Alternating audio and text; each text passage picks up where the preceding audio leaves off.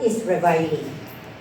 Reviling is using abusive language, despising, insulting, regarding another as unworthy or even worthless. Yung bang, siya na lang yung maganda or pogi. Siya na lang yung marunong. Siya na lang yung magaling. Yung iba, wala na. Ang dali-daling sabihin po ng salitang, ang bobo kasi. Ang tanga-tanga kasi. O wala naman silang pinag-aralan. Reviling. Yung wala ka na nakitang maganda sa kapwa.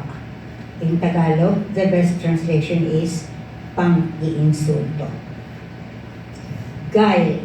Ano po ang guile? Deceitful. Cunning. Using misleading words to cloak malicious intentions. What would be the best example kundi yung scam? Di po ba?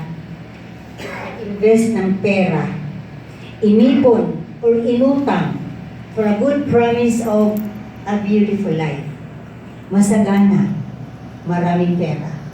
Only to find out later na wala nang masagana, wala nang pera, buhay na lang, mapait ka. Nagpadala sa matamis na dila ng swindler.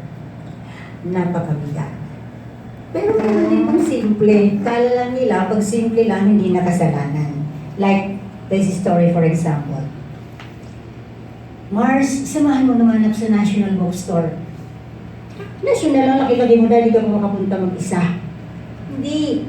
Kasi bibili ako ng Valentine's card para sa girlfriend niya. Siyempre nga naman, sino ba ang nakakaalam na kung ano ang magandang makakapilig sa babae? Eh di ako, babae ako eh. Sure yun. Sinamahan ko, okay. Pinili ko siyempre yung pinakamaganda, to my one and only, to the only love of my life, blah blah blah. Binili niya 5. So sabi ko, naman, magkakamali ka ba sa sulat ng pangalan ng girlfriend mo? Hindi Mars, 5 talaga to. Brothers and sisters, na luma si Marco Sison. Si Marco Sison, 3 lang. Si Aida, si Lorna po si Faith. Siya 5. Hindi po ba malinaw na panlilin lang yan? To my one and only, pero 5. Diba? For couples, may mayroon din panlilin lang. Diyos ko nanay, pagod na pagod ako. Grabe ang overtime namin. Asawa naman, hilot sa likod, pagkain. Overtime naman talaga, inumaga. Saan? Ewan ko sa inyo. Meron din sa mga babae, no? Okay, sorry, no, pero we have to call a spade a spade. Sus, pagod na pagod ako. Hindi ako mahabulapay. Ang dami-dami kong pinamili. Hinanap ng asawa, saan ang pinamili mo? Natalo pala sa bingo. Cases like that, di ba, simple lang, nakakatawa, ba't nandun pa rin ang panglilim lang? Akala mo na awang-awa sa'yo pala, siya pala hindi ito nakakaawa, hindi pala ikaw. That falls under guile. Next is false witnessing. It is testifying falsely to harm another, especially in the court of law. I don't have to explain any further kasi ngayon pong panahon, magbukas ka ng TV, makinig ka sa radyo, magbasa ka ng dyaryo, hindi na natin alam ang totoo. Pero may mga weakness siya. Testifying falsely to harm another, especially in the court of law, is the 4th verbal aggression. The last but not the least is slander. Slander is destroying or harming another one's reputation. In Tagalog, paninirang puri. The Greek definition of slander comes from the words katalalos, which means speaking against. Diabolas, literally slander, devil or Satan. And blasphemia, speaking against God or that which is closely associated with Him. All the elements of sin are present. Slander is the utterance of false charges or misrepresentations that destroys or harms another one's reputation. It is synonymous to defame or malign. Slander, however, stresses the suffering of the victim, regardless of the intent of the slanderer. Talking disparagingly about another, even if it's the truth, still is slander.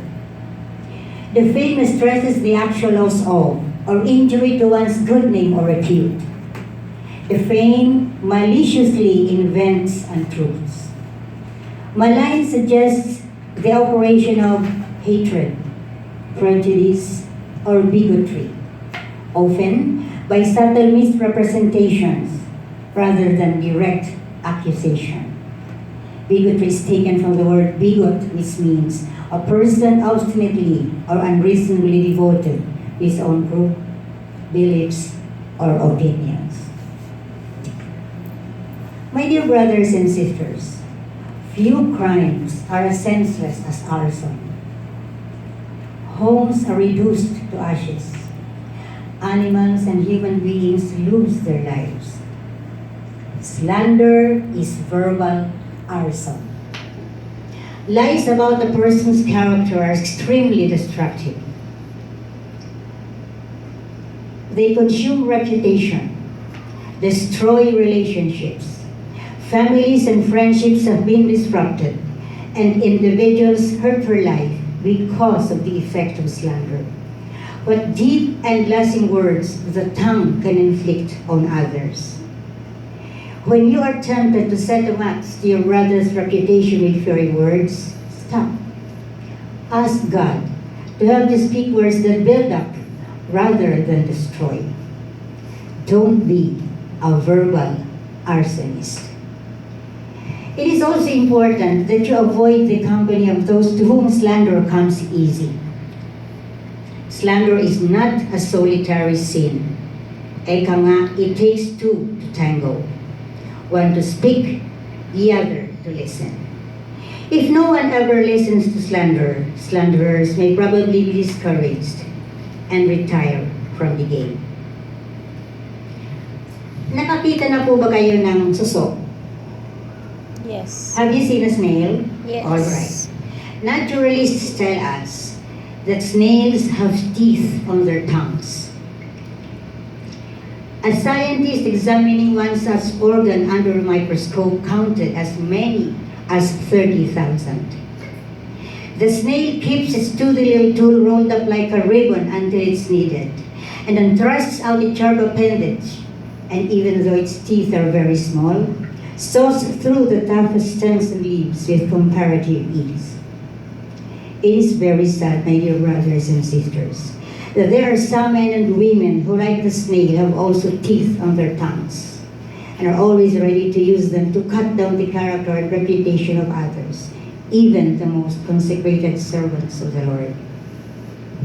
Pillows are wet with tears, hearts broken, homes ruined, and lives blasted, all because of those unbridled human tongues that seem to have more teeth than just a lowly snail. In politics, slander is a byword. To put one candidate down, his whole being is attacked and criticized. And it goes beyond what should have been just an evaluation of performance or his competence to the electorate. In a democratic society, we may be allowed to speak against another during election time, but it's not exempt anyone from the very grievous sin of slander. In James 4 verses 11 to 12, it says, "Brothers, do not criticize one another. Anyone who speaks against his brother or condemns him speaks against the law and condemns the law. There is only one lawgiver and one judge, he who has the power to judge, to save, or to condemn. So you, who are you to judge your neighbor?" We don't have the right to judge our neighbor. That is very rampant. Diba kahit sa mga ordinaryong pagsasamahan, ang bilis na, yan, ako, kanyan lang yan, pero akala mo lang, pero nasa ilalim ang pulo. We certainly judge very well, but let us remember that only one has the right to judge, to save or to condemn.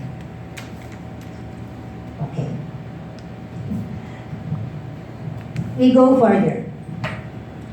In the BCBP community, when one is knowledgeable about the defect or mistake of another, he informs his action group leader, or the unit leader, or the chapter head, who takes the responsibility of calling the attention of the erring member. Mistakes are detrimental to the brotherhood or may break relationship. The informing party, however, should be willing to be identified. Hindi po pwede ang secret. Yung bang, huwag mo lang sabihin ako ang sabi sa iyo. Kasi po, pag may ganyan, madaling malagyan ng kasinungalingan. Pwedeng madagdagan, pwedeng mabawasan, detriment of the whole situation. Kailangan, when you have something na masama na nakita mo, try to have it corrected. The Bible teaches us that we have a responsibility to correct and rectify what is wrong.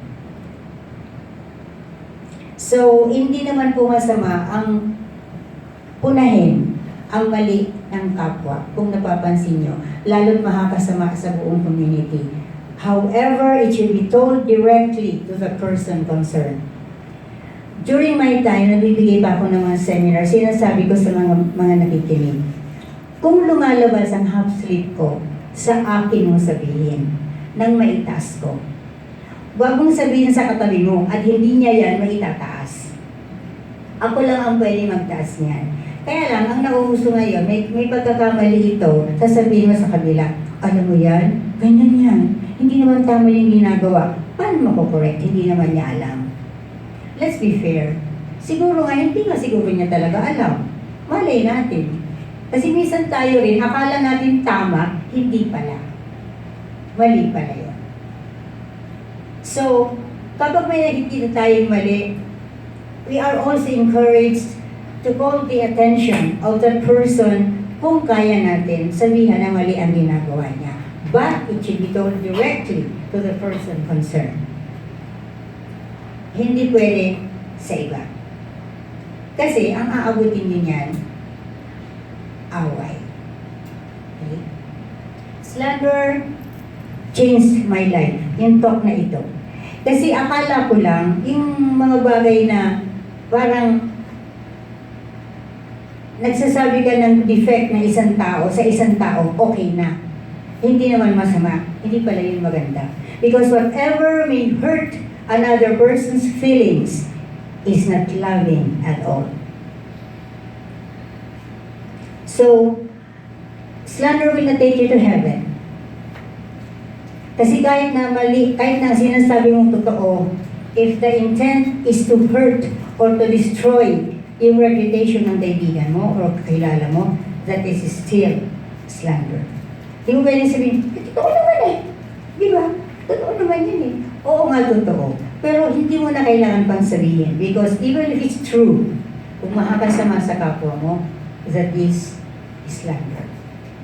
Hindi ka pa rin dyan makakaligtas. Okay. So, these 5 verbal aggressions are mentioned in the Bible. Hindi naman yun lang sinabi ko ang nakapaloob dito. Hanapin niyo pa yung iba na similar dun sa sinabi ko. Kasi, alam mo, sabi nga nila, simple lang naman yun, slander lang naman yun. But, you know, sabi nga ng isang politiko, bakit? Hindi naman masama yun eh. Si Jesus din naman yun, pinagsinungalingin din naman ang kalagayan ni Jesus eh. Ha? You cannot make that an example of bibigyan ng bibigyan ng justice dahil si Jesus din daw ay pinagsinungalingan ng ibang tao like St. Peter. Crazy. What they're talking about now is slander. Hindi dapat gawin because yan ay ikalima at worst sa 5 verbal aggression. Now, there is another one, is like slander. It's also a speech that brings death. It's gossip. Gossip is a subtle speech pattern. It undermines trust and destroys reputation. It is like talking about other people in a harmful manner, an idle talk about other people's affairs. In Thessalonians 11 verse 3 it says, gossipers are busybodies doing no work. Now they don't really say something good about other people, but instead enjoys spreading rumors that destroys others' reputation.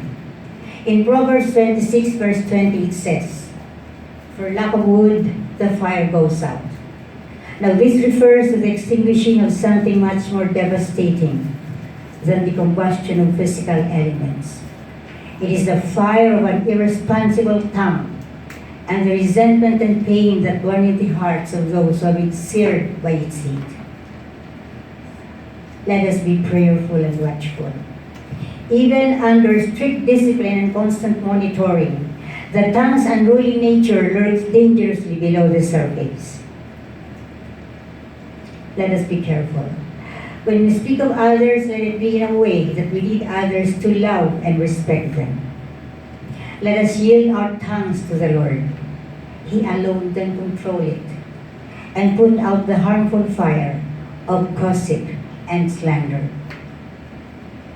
Gossip is regarded very often just as a petty sin. Pangkaraniwan na yun, di ba? May mga show na tumataas ang rating dahil ang kanilang topic ay gossip. Bakit nga wala sa pag-usapan ng buhay ng may buhay, no? Bakit ang ganda-gandang panoorin yung The Buzz? Anong pinag-uusapan doon?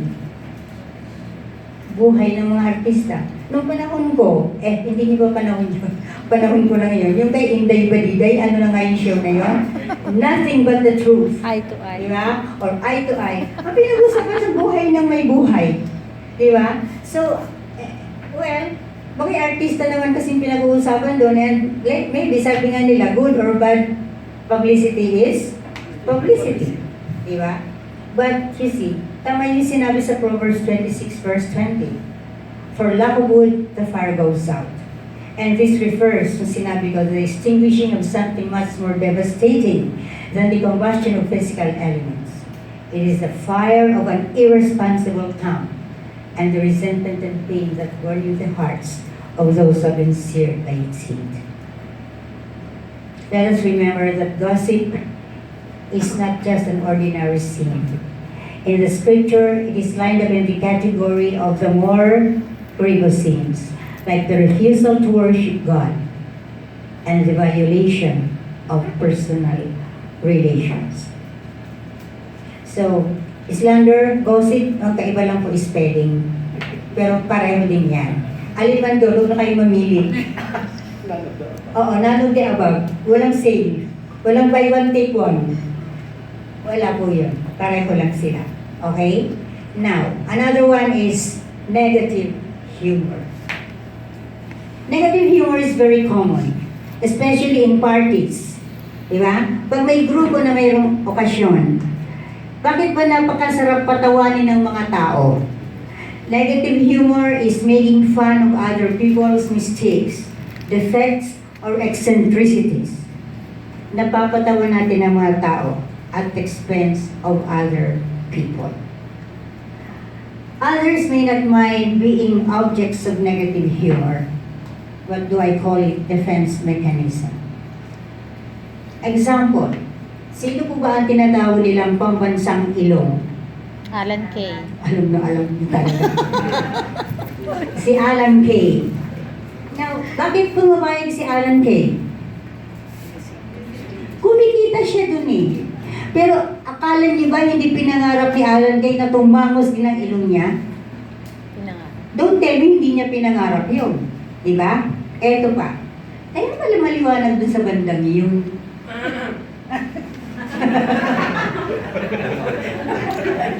No offense, men, sample. Kam. Ay, di ba, pogi ka naman dito. Bumawi agad. Yung mga sample, di ba? Okay, example, di ba nakakairita? Di ba? Buti ko, kasi negative humor sometimes is a form of showing fondness. Kung close tayo, okay lang yun. Di ba? Katulad na sinasabi nila sa akin, eto nang tumatandang to, di na lumaki. Natuwa ka dito. O diba? Tatawa rin ako, pero pagdating ko sa bahay, oo nga naman. Kasi lang nandun ng nanay ko eh. Bakit hindi ako lumaki? You see, nakikisama lang tayo pero nakakasama ng loob. Like what sometimes sa roasting, diba? When someone celebrates his birthday sa office or nagre-retire, diba? May tinatawag tayong roasting. Now, the purpose of this is to give congratulations, to make him feel na he is wanted.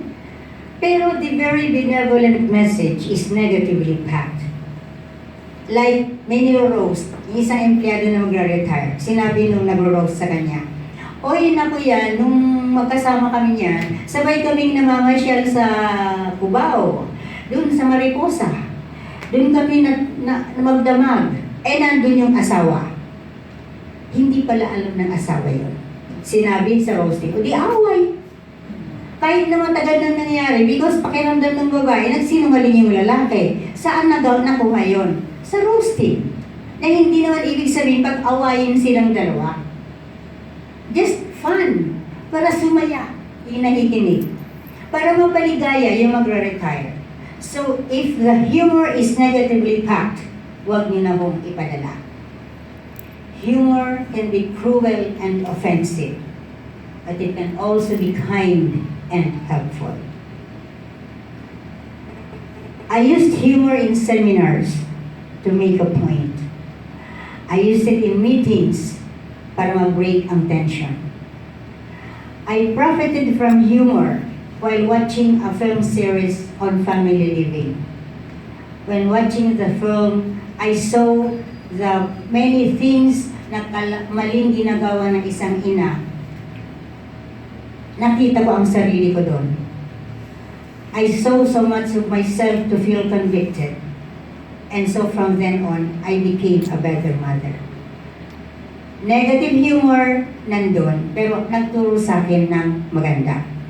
Negative humor can be helpful, but it can be very harmful. Determine if the humor is negatively packed or positively packed. If negatively packed, wag nyo na lang pong ipadala. God gave us the gift of humor and the capacity to laugh. Let us use it to help, never to hurt. So now you know, brothers and sisters, simple lang yung mga kasalanan ngayon, pero malaking bagay yun sa Panginoon. Because absence ng pagmamahal ang nakikita doon. Kawala ng pagmamahal ang nakikita doon. Sakit ng loob ng kapwa mo ang nakikita doon. That is speech that brings death. It may not mean actual loss of human life, but death pa rin yun kasi nakakasira tayo ng kagandahan ng buhay ng isang tao. Whether kamag-anak, kaibigan, o kaaway. Sabi nga ni Lord, love your enemies. Nakalimutan muna natin sandali yung mabigat na speech na yun. Let us go to the speech that brings life. Gusto ko sana gawin 2 hours to, kaya nakakailan naman sa inyo. Anyway, speech that brings life is just like, is the opposite of speech that brings death. Siyempre, opposite ng death is life. Di ba? Okay. This is the speech that brings, that gives concern, that offers love, that offers care. Like, I love you. Ang bait mo naman. Ang galing mo. Ang husay mo. These are words that care. These are words that are full of substance. Yung nagkakaroon ng inspiration ng taong pinagsasabihan mo. However, brothers and sisters, make sure na lahat ng sinasabi mong yan ay galing sa puso, hindi galing sa atay. Kasi kung hindi yan galing sa puso, wala rin point na yan. It is not anything of value. Walang grace, yung ganyan. It should come from the heart, hindi yung kaibabaw lang. Ang ganda-ganda mo, ilang mo pinag-wake up to? Ganun eh. Kanina lang ulit mo, walang tangkad mo na. Gano'n ba katangkad yung high heel mo? Kailan pa ba naman sabihin niyo? Diba? Ang ganda ng speech mo pa rin, galing talaga, grabe. Sino gumawa mo? May doubt. Okay nga, i-give praise. Pero itinaas mo nga, binagsak mo naman bigla. Mas masakit yun. When you give praise from the heart. Yes. Hindi yung dito lang sa bibig. Because sa halip na maging maganda para sa iyo, nagkaroon ka pa ng kasalanan. Be very sincere with giving praise. Give praise generously. Pero dapat yung totoo lang. Hindi yung nang bobola ka lang. Pag na-shoot yan, lagot ka. 3 points. Diba? Bola na eh. So make sure that when you say it with sincerity, like for example, ito, sa Jollibee. Ba't ko sinabing parang walang letter na, paliwanag. Sa Jollibee, naghihintay kami, may friend ako kasama ko, we're waiting for somebody sa landmark. Just opposite ng landmark, di ba, meron ng kalye, may Jollibee, no? Naghihintay kami dun sa landmark, may lumapit sa akin bata, dalagita, sabi niya, Tita, di po ba kayo ang mami ni Sir Ian Torres? Sabi ko, oo iha, sabi ko gano'n. Kilala mo si Ian? Opo, kaklase ko po siya ng grade 4. Nung oras na yun, na sinabi sa akin, graduate na po ng college yung anak ko. So grade 4 pa sila magkasama. So sabi ko sa kanya, mabuti naman ka po na nakilala mo pa ako. Sabi niya, mami, hindi naman po kasi kayo nagwapo. Wow, sarap ng pakiramdam. After how many years, hindi pa pala ako nagbabago? Kaya sabi ko sa kasama ko, halika i-blow out kita. Narinig mo ba yung sinabi ng bata? Hindi nagsisinungaling yan. Hindi pa raw ako nagbabago. Punta kami sa Jollibee. Pag-order ko, sabi sa akin yung nagbibigay ng food, ano order niyo po? Tapos sabi niya, card niyo po. Sabi ko, card? Pwede na ba dito ang credit card? Hindi po. Senior citizen card. Kanina lang sa kabilang kalye, hindi ako nagbabago. Pagdating ko dito, bigla ako naging senior. Ano ba yan? No, bakit? Tingnan mo, simple lang yon. Walang kasalanan yung bata. Kasi yun ang itinuturo sa kanila sa seminars. Say, good morning, ask for the card, nakasalamin ka lang, 60 ka na. Grabe naman. And as if adding insult to injury, sabi ko, uwi na lang tayo, sira na ang araw ko, sakay kami sa bus. Magupo ko sa bus, sabi ng konduktor, card niyo po. Grabe talaga, sabi ko, magmamalasing ka talaga. Sabi ko, hindi na ako pupunta sa Makati. Matagal ako sa Santa Rosa, hindi ako nagbago. Pagdating ko sa Makati, senior citizen na ba? Ang bilis, no? Ang bilis talaga. So, bakit? Because yung bata, tinuruan ng ganun eh. Ako, when I give seminars on sales, hindi ako nagsasabi ng ganun. I tell them, greet your customers, greet lang greet them from the heart. Kasi kung mo sabihin good morning, tapikin mo lang. Kaya, mag-nod ka lang. That's respect already. Kaysa yung punta ko sa Chowking, nakabistira naman ako. Sabi nung food handler, good morning, sir. Kaya sinabi ko kanina, totoo talaga babae ako. Nakatagal lang, nakabistira naman, good morning, sir. Because mechanical na lang kasi, you get my point. Wala na siguro. If it's not coming from the heart, chances are, walang kwenta. Yes. Now be very careful with what you say and how you say it. Because how you say it and what you say will determine to a large extent the kind of response that you will get. Di mo, sinabi sa akin na, Tita, basta talaga wrongdoing, ikaw ang naaalala namin. Bakit hindi ako nagalit? Kasi maganda yung pagkasalita. Yung nangyari nung, Tita, nag-talk ka pala sa San Pablo. Sabi ko, oo naman. Nagtataka na nga ako eh, paano ka ba nakapag-talk doon? Di naman ito marunong mag-read, di naman ito nakakabasa. Ako naman, alam ko mali yung sinagot ko. Alam ko mali.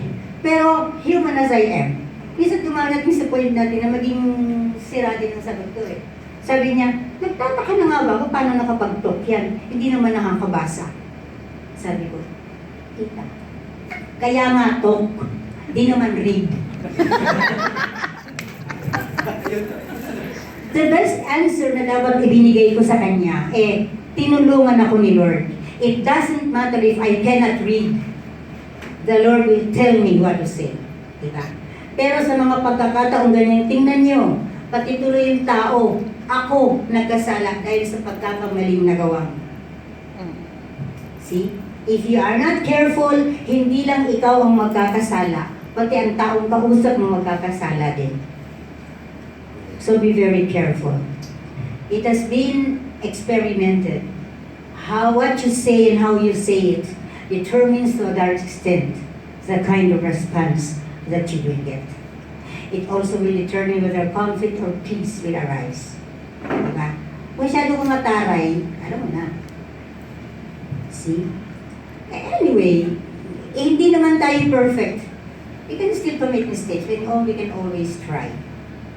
Isipin mo, ang ganda-ganda na sana nasira pa. Na gracious speech should be said with sincerity, otherwise it is no virtue at all. Be very generous with praise. Wala naman siguro masama, ay ang ganda naman ng damit mo. At kapag sinabihan ka na maganda damit mo, kung nang sabihin na, wala lang po eh. Ito ka naman. Sabi mo talaga, thank you. Diba? Ay, ang ganda-ganda naman ng suot mo. Mura ko. Thank you. Ang ganda-ganda mo naman. Thank you. Kahit na magpangit ka tingin niya sa'yo maganda, salamat ka na lang. Pagkakataon na yun. Minsan lang. Tama ka doon. Minsan lang yun. Diba? Say thank you. Anyway, beauty is in the eyes of the beholder. Yes. Malay mo, ang ganda-ganda talaga ng tingin niya sa'yo. Samantalahin mo na. Huwag mo nang sirain. Say thank you. When you are given praise, say thank you. Huwag mo nang awayin. Diba? So in return, give praise also, pero it should come from the heart. It should come from the heart. Once nagbigay ako ng seminar sa isang hospital. Sabi niya, ma'am, very careful naman po akong magbigay ng greeting sa mga tao. At nagalit sa akin yung isang pasyente. Bakit? Ano sinabi mo? Ma'am, kasi nung palabas na po siya, binigyan na namin sa kanya resibo, nagbabay na siya. Sabi ko pa nga po sa kanya, babay po, come again.